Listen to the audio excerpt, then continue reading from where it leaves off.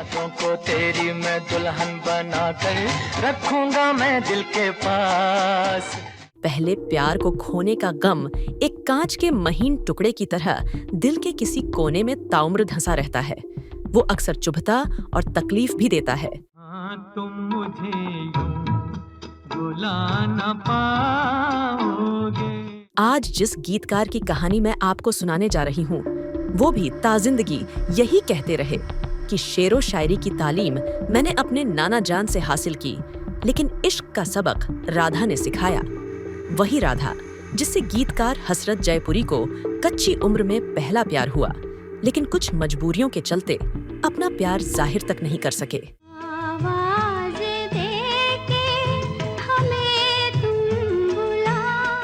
वो राधा को बार बार प्रेम पत्र लिखते, लेकिन देने की कभी हिम्मत नहीं जुटा सके। यही पत्र आगे चलकर कई फिल्मों के अमर गीत बन गए। फिल्मी गीतों में जब बात इश्क, शिद्दत, अकीदत, मोहब्बत की होती है तो हसरत जयपुरी का नाम बड़ी इज्जत के साथ लिया जाता है। बहारों फूल बरसाओ मेरा महबूब। हसरत जयपुरी जितने बड़े गीतकार थे, उससे कहीं बड़े आशिक। उनकी आशिक मिजाजी के चर्चे जमाने में मशहूर थे। इसी आशिकी ने हसरत जयपुरी को महान गीतकार की श्रेणी में शामिल करवाया। तेरे चेहरे से नजर नहीं हटती, नजारे हम क्या। हसरत जयपुरी को रूमानी गीतों का राजकुमार कहा जाता है। वहीं जब उन्होंने अपने दिल के दर्द भरे जज्बातों को कागज पर उतारा तो ट्रेजेडी किंग नजर आए। दुनिया बनाने वाले क्या तेरे मन में समाए। इस गीतकार ने जितने बेहतरीन फिल्मी गाने लिखे, उतनी ही उम्दा गजलें भी उनके नाम हैं। नजर मुझसे मिलाती हो तो तुम यकीनन हसरत जयपुरी फिल्मी गीतों के वो नाम हैं जिन्हें कभी भुलाया नहीं जा सकता, और कभी वो जहन से ओझल भी हुए तो उनके गीत बरबस ही उनकी याद दिला देते हैं। याद किया दिल ने कहा हो तुम झूमती बहार है। रोमांटिक गीत हों या दर्द भरे नगमे, शेरो शायरी हो या फिर गजलें, हसरत की कलम जब भी चली कुछ यादगार और अमर ही बन पड़ा। जिंदगी एक सफर है सुहाना, यहाँ कल क्या हो। फिल्मों के टाइटल गीत लिखने में उन्हें महारत हासिल थी। वो राज कपूर के पसंदीदा गीतकार रहे।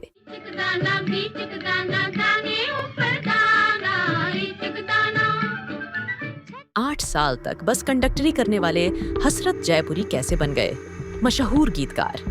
एक खास कारण से हसरत अपनी बस में कभी भी किसी खूबसूरत लड़की का टिकट नहीं काटते थे, बल्कि उसे फ्री सफर कराते थे। क्या थी इसकी वजह, आगे जानेंगे। बदन पे सितारे लपेटे हुए तो जाने तमन। हसरत जयपुरी famous music director Anu Malik के मामा थे। एक बार अनु मलिक ने बातों बातों में कह दिया था कि मामा, अब तुम बूढ़े हो गए हो, फिल्मों के गाने नहीं लिख सकते। इसके बाद कैसे हसरत ने अनु मलिक को जवाब देते हुए एक अमर गीत लिख दिया। बताऊंगी आगे विस्तार से।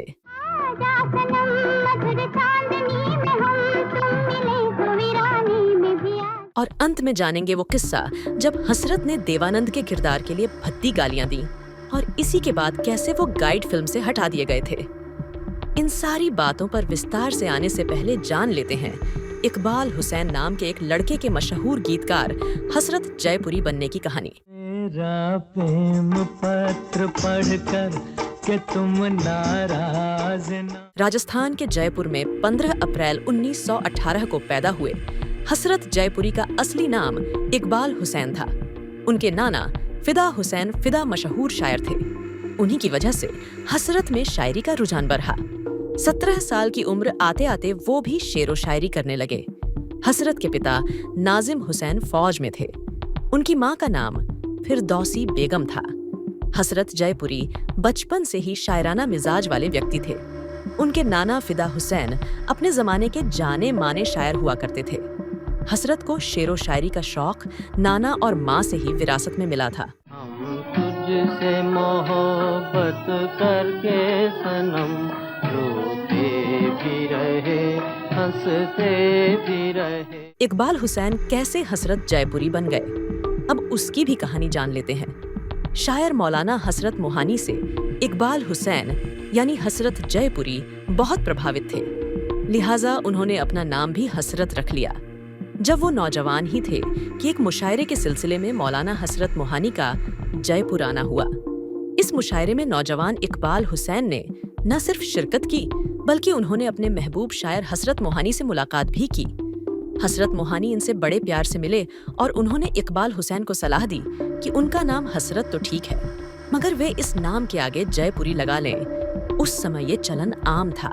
ज्यादातर नामी शायर जैसे जोश मलिहाबादी, फिराका गोरखपुरी, शकील बदायूनी, मजरूह सुल्तानपुरी, खुमार बाराबंकवी अपने शहर के नाम से ही जाने पहचाने जाते थे।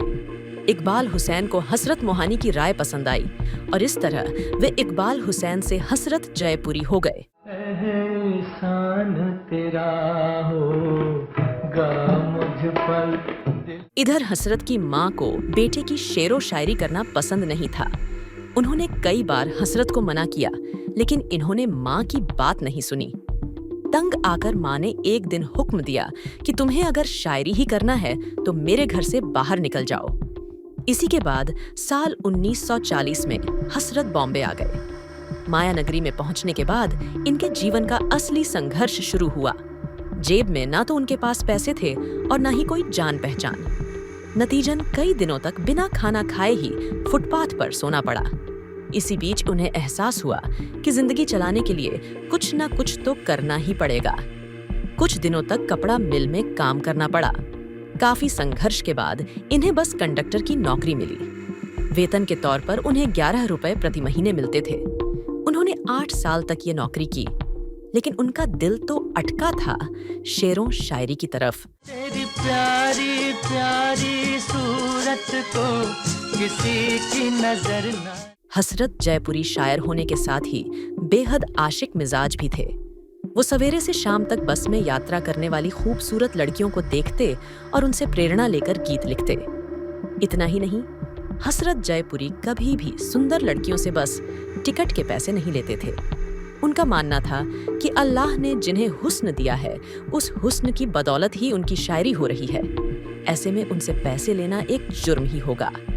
इस तरह हसरत की शायरी और बस कंडक्टरी साथ साथ चलती रही। रूठी रहो मैं मनाता रहूं कि इन अदाओं पे और प्यार। हसरत पूरी शिद्दत से शायरी कर रहे थे। उनकी शायरी कवि सम्मेलन में महफिल लूटने का काम करती। इश्किया शायरी में उनका कोई सानी नहीं था। हसरत जयपुरी गीतकार शकील बदायूनी के मुरीद थे। उन्हें शकील बदायूनी की इश्कियां शायरी से बड़ी प्रेरणा मिलती थी। कौन है जो सपनों में आया, कौन है जो दिल में समाया। कंडक्टर की नौकरी करते करते अपने शौक को पूरा करने के लिए हसरत मुशायरे में जाने लगे और आहिस्ता आहिस्ता उनके नाम की मकबूलियत होने लगी। से ही एक मुशायरे में अजीम थिएटर अदाकार पृथ्वीराज कपूर ने हसरत जयपुरी को सुना। उनकी जज्बाती लेखनी मजदूर की लाश पृथ्वीराज कपूर को बेहद पसंद आई, जो हसरत जयपुरी ने फुटपाथ पर उनके साथ रात बिताने वाले अपने एक दोस्त की मौत पर लिखी थी। राज कपूर उस समय फिल्म बरसात बनाने की तैयारी में लगे हुए थे। फिल्म के संगीत के लिए उन्होंने शंकर जयकिशन और गीतकार के तौर पर शैलेंद्र को चुन लिया था। फिल्म के लिए उन्हें एक और गीतकार की तलाश थी। पृथ्वीराज कपूर ने राज कपूर को मशविरा दिया कि वो एक बार हसरत जयपुरी को जरूर सुन लें।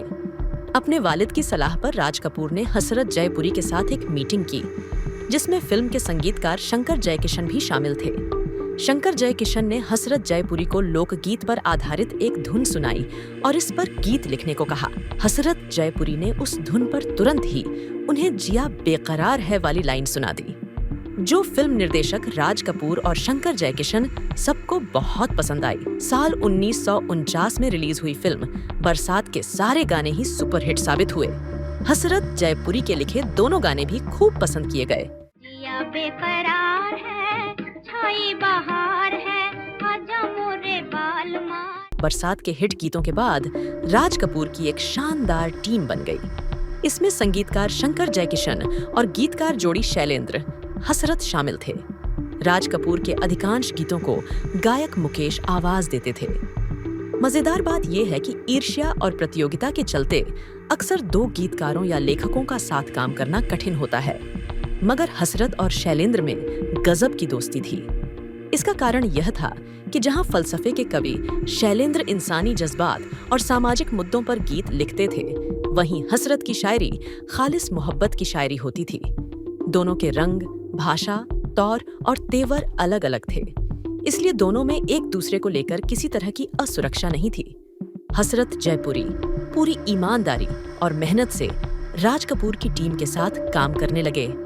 उन्हें 300 रुपए महीना तनख्वाह पर राज कपूर ने अपनी फिल्मों के गीत लेखक के रूप में काम दिया था।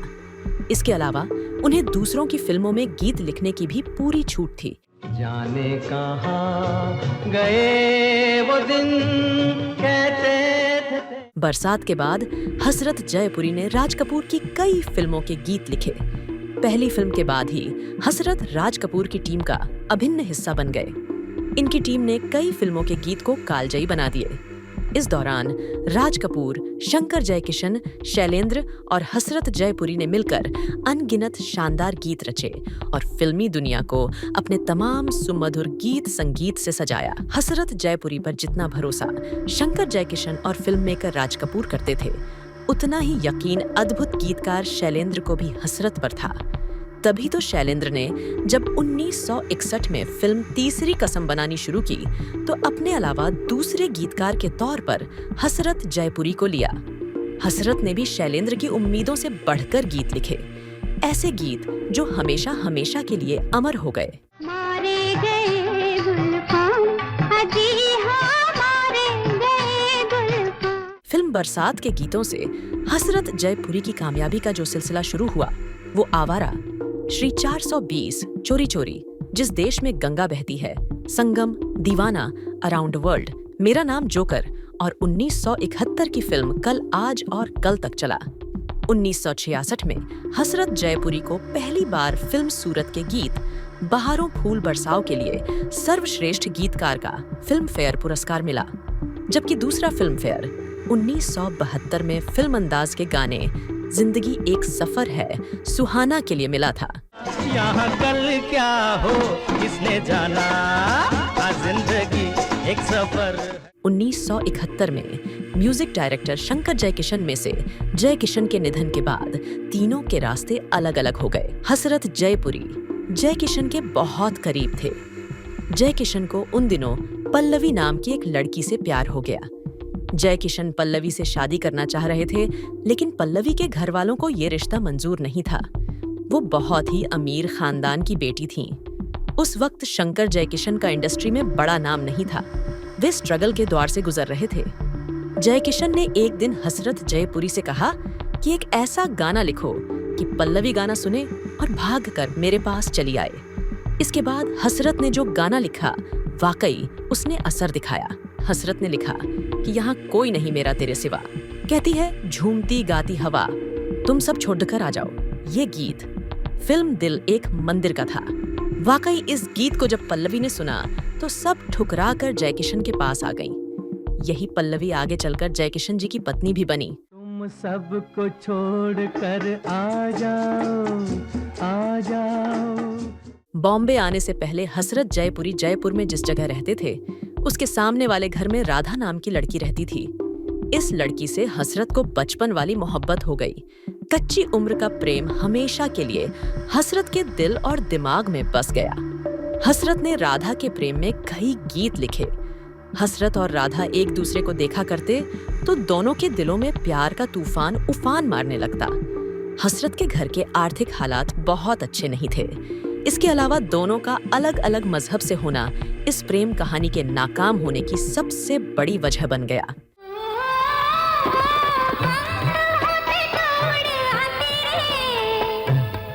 हसरत जयपुरी ने राधा के लिए कई प्रेम गीत लिखे थे। उन्हीं गीतों में शामिल था एक ऐसा गीत जो राज कपूर को बहुत पसंद आया था। इसी गीत से ही प्रभावित होकर राज कपूर ने अपनी फिल्म संगम में नायिका का नाम राधा रखा था। वो गीत जिसने राज कपूर के दिल और दिमाग को प्रभावित किया, वो दरअसल एक प्रेम पत्र था जिसे हसरत जयपुरी ने राधा के लिए लिखा था। इस गीत को खूबसूरती से गाया मोहम्मद रफी साहब ने, और ये गीत फिल्म संगम की जान बना। ये मेरा प्रेम पत्र पढ़कर के तुम नाराज। हसरत की कलम से राधा के लिए प्रेम गीत लिखने का सिलसिला यूं ही चलता रहा। राधा की शादी हसरत से न हो सकी। दोनों की मोहब्बत धर्म की दीवारों पर सर पटक कर दम तोड़ चुकी थी। राधा की जब डोली उठी तो हसरत का दिल तड़प उठा। इस तड़प में उन्होंने एक गीत लिखा, दिल के झरोखे में तुझको बिठाकर, यादों को तेरी मैं दुल्हन बनाकर, रखूंगा मैं दिल के पास, मत हो मेरी जान उदास। शम्मी कपूर की फिल्म ब्रह्मचारी में शामिल किया ये गीत अमर हो गया। गीत को अमर होना ही था। आखिर इसमें हसरत की मोहब्बत और आंसू जो शामिल थे। दिल के झरोखे में तुझको बिठाकर, यादों को तेरी मैं दुल्हन बनाकर। हसरत और शैलेंद्र की जोड़ी हिंदी सिनेमा की सबसे कामयाब गीतकार जोड़ी रही। दोनों ने एक से बढ़कर एक गीत लिखे। शैलेंद्र और हसरत टाइटल गीतों के बादशाह बनकर उभरे। हसरत ने दिल एक मंदिर, तेरे मेरे सपने और एन इवनिंग इन पेरिस में बेहद कामयाब टाइटल सॉन्ग लिखकर पहचान बनाई। फिल्म तीसरी कसम की नाकामी के बाद कर्ज के बोझ तले दबे शैलेंद्र की भी दर्दनाक मौत हो गई। इस क्लासिक फिल्म को बनाते हुए शैलेंद्र ने दुनिया और रिश्तों के रंग देखे। शैलेंद्र की मौत के बाद हसरत और शैलेंद्र की जोड़ी अधूरी रह गई। संगीतकार जय किशन की भी मौत हो चुकी थी। फिल्म मेरा नाम जोकर के फ्लॉप होने के कारण राज कपूर ने नए गीतकारों और संगीतकारों का रुख किया। उनकी टीम में अब आनंद बख्शी और लक्ष्मीकांत प्यारेलाल शामिल हुए। हसरत जयपुरी ने इस परिवर्तन को स्वीकार किया और अपनी यात्रा में आगे बढ़ गए। नाम है कोई बदनाम। राज कपूर और उनके भाई शम्मी कपूर के अलावा राजेंद्र कुमार की फिल्मों के लिए भी हसरत जयपुरी ने नायाब गीत रचे। जिन लोगों ने दिल एक मंदिर, आरजू, आई मिलन की बेला, सूरज, गीत और झुक गया आसमान जैसी फिल्मों के गीत सुने हैं, वे जानते हैं कि हसरत जयपुरी अपने गीतों से किस तरह करिश्मा करते थे। मिसाल के तौर पर हम तेरे प्यार में सारा आलम, अजी रूठ कर अब कहाँ जाइएगा, ए नरगिसे मस्ताना, बस इतनी शिकायत को लिया जा सका है। नरगिसे मस्ताना, बस इतनी शिकायत है। अब हसरत जयपुरी के लिखे एक और अमर गीत की दिलचस्प कहानी आपको सुनाती हूँ। फिल्म ससुराल के लिए जब हसरत जयपुरी से गीत लिखने के लिए कहा गया तो उन्हें समझ में नहीं आया कि क्या लिखा जाए। इस फिल्म में राजेंद्र कुमार के अपोजिट साउथ की एक्ट्रेस बी सरोजा देवी ने काम किया था। साउथ की एक्ट्रेस को हसरत खूबसूरत नहीं मानते थे, इसलिए वो गीत नहीं लिख पा रहे थे। संगीतकार शंकर जयकिशन बार बार हसरत से गाना पूरा करने की बात याद दिलाते। इसी बीच शादी के 7 साल बाद हसरत जयपुरी के पहले बेटे का जन्म हुआ। बच्चे को देखते ही हसरत साहब के मुंह से एक बोल निकल गया। वो बोल कुछ ऐसा था, तेरी प्यारी प्यारी सूरत को किसी की नजर ना लगे, चश्मे बदूर। वहां उस वक्त म्यूजिक डायरेक्टर जय किशन भी मौजूद थे। उन्होंने तुरंत कहा कि गाने की शुरुआत मिल गई, अब इसी पर गीत लिख दो। इस तरह हसरत की कलम से एक और अमर गीत निकला। तेरी प्यारी प्यारी सूरत को किसी की नजर। फिल्मी दुनिया में एक दौर था जब हसरत जयपुरी के गाने फिल्म की कामयाबी की गारंटी माने जाते थे। उन्होंने जो गीत लिखे उन्हें मुकेश, मोहम्मद रफी, मन्ना डे और लता मंगेशकर जैसे महान गायकों ने गाकर अमर कर दिया। यही वजह रही कि हसरत जयपुरी कभी कभी बड़े बड़े एक्टर्स और डायरेक्टर्स को भी खरी खरी सुना देते थे। अब आपको सुनाती हूँ ऐसा ही एक किस्सा जब देवानंद के किरदार के लिए बदजुबानी के चलते हसरत जयपुरी गाइड फिल्म से बाहर हो गए। दरअसल देवानंद ने जब अपनी ड्रीम फिल्म गाइड बनाने की शुरुआत की तो इसके गीतकार के तौर पर हसरत जयपुरी को चुना। इस फिल्म का निर्देशन देवानंद के भाई विजय आनंद उर्फ गोल्डी कर रहे थे। हसरत ने गाइड के लिए एक गीत लिखा मोहम्मद रफी की आवाज में। इसे रिकॉर्ड भी कर लिया गया, लेकिन बाद में गानों के बोल देवानंद और गोल्डी दोनों को पसंद नहीं आए। गोल्डी एक दिन हसरत साहब के घर पहुंचे और अपनी चिंता बताई। इस पर हसरत चिढ़ गए। वो गाना देव के किरदार राजू पर फिल्माया जाना था।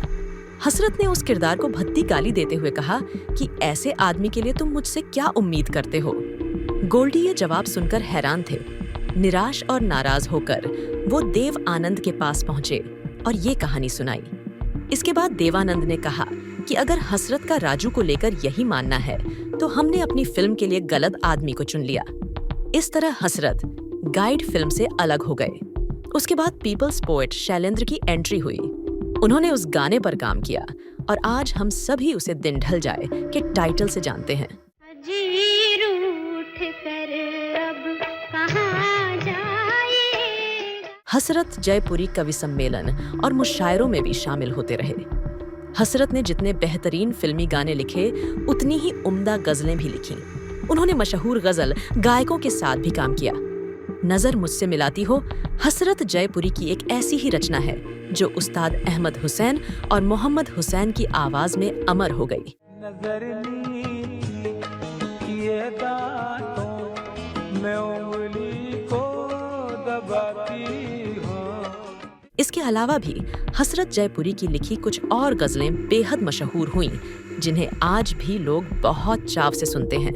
ऐ मेरी, जाने गजल, चल मेरे साथ ही चल, जब प्यार नहीं है तो भुला क्यों नहीं देते, हम रातों को उठ उठ के जिनके लिए रोते हैं। हसरत जयपुरी की कुछ और मशहूर गजलें रहीं।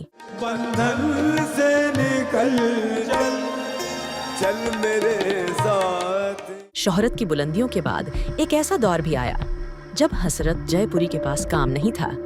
उनको इस भी मलाल नहीं था। उन्हें इस बात का दुख जरूर था कि हिंदी सिनेमा के गीत संगीत में अश्लील, फूहड़, दुअर्थी चालू शब्दों ने जगह बना ली थी। शब्दों की बेकदरी देखकर उन्हें दुख होता था। हसरत जयपुरी ने उम्र और करियर के आखिरी पड़ाव में एक बार फिर से राज कपूर के साथ काम किया और एक बेहद शानदार गीत लिखा। इस फिल्म में उन्होंने खुद अपनी मर्जी से काम नहीं किया, बल्कि हसरत चाहते थे कि वो जमाने को बताएं कि बूढ़ी उम्र में भी उनका दिल जवान है और उनकी कलम से इश्किया गीत निकल सकते हैं। तेरे प्यार में सारा आलम खो बैठे हैं। दरअसल संगीतकार अनु मलिक हसरत जयपुरी के सगे भांजे हैं। हसरत जयपुरी की बहन बिल्किस की शादी अनु मलिक के पिता म्यूजिक डायरेक्टर सरदार मलिक से हुई थी। 80 के दशक में हसरत जयपुरी के पास फिल्मों में लिखने के लिए ऑफर आने बंद हो गए थे। उन दिनों अनु मलिक फिल्मों में धीरे धीरे हिट हो रहे थे। एक दिन अनु मलिक हसरत जयपुरी के घर पहुंच गए और कहा, मामा कुछ गीत लिख कर दो, मैं अपनी फिल्म में लेना चाहता हूँ। हसरत ने कई गीत लिखे, लेकिन अनु मलिक को कोई भी गीत पसंद नहीं आया। हसरत ने एक एक करके कई गीत लिख डाले, लेकिन अनु मलिक को कोई भी पसंद नहीं आया और उन्होंने कह दिया कि मामा अब तुम बूढ़े हो गए हो और अब प्यार मोहब्बत वाले फिल्मी गीत नहीं लिख सकते। ये बात हसरत साहब को दिल को चोट पहुंचा गई। उन्होंने तब तो कुछ नहीं कहा, लेकिन एक रोज वो राज कपूर के पास पहुंचे जो उस वक्त राम तेरी गंगा मैली फिल्म बना रहे थे। हसरत ने राज कपूर से कहा कि इस फिल्म में वो एक गीत लिखना चाहते हैं। तब राज कपूर ने हसरत को मौका दिया और उन्होंने इस फिल्म के लिए सुन साहिबा सुन जैसा बेहतरीन गीत लिखा। ये गीत और फिल्म सुपरहिट साबित हुई। तुझे चुन लिया, तू भी मुझे चुन, सुन सुन से बस। हसरत जयपुरी ने सिर्फ रूमानी नगमे ही नहीं लिखे, वे अलग अलग मूड और नेचर के गाने लिखने में भी बहुत माहिर थे।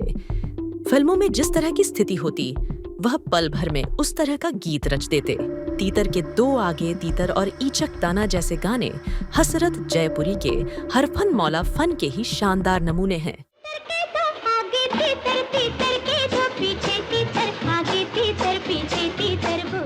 इतना ही नहीं, सावन बीता जाए और दाग ना लग जाए जैसे शास्त्रीय संगीत में रचे गीत भी उन्हीं की जादुई कलम से निकले हैं। हसरत जयपुरी ने 300 फिल्मों में तकरीबन 2500 गाने लिखे। शंकर जयकिशन के अलावा उन्होंने नौशाद, रविंद्र जैन, ओपी नैयर, एस.डी. बर्मन जैसे संगीतकारों के साथ काम किया। आंसू भरी है ये जीवन की राह। बेहद आशिक मिजाज होते हुए भी हसरत साहब लव मैरिज के खिलाफ थे। उन्होंने 35 साल की उम्र में अपनी माँ की मर्जी से शादी की थी। उनके 3 बच्चे हुए, 2 बेटे अख्तर जयपुरी और आसिफ जयपुरी, जबकि बेटी किश्वर जयपुरी। बेटी किश्वर को शेरो शायरी का शौक था, लेकिन निजी वजहों से उन्होंने फिल्मी दुनिया में करियर नहीं बनाया।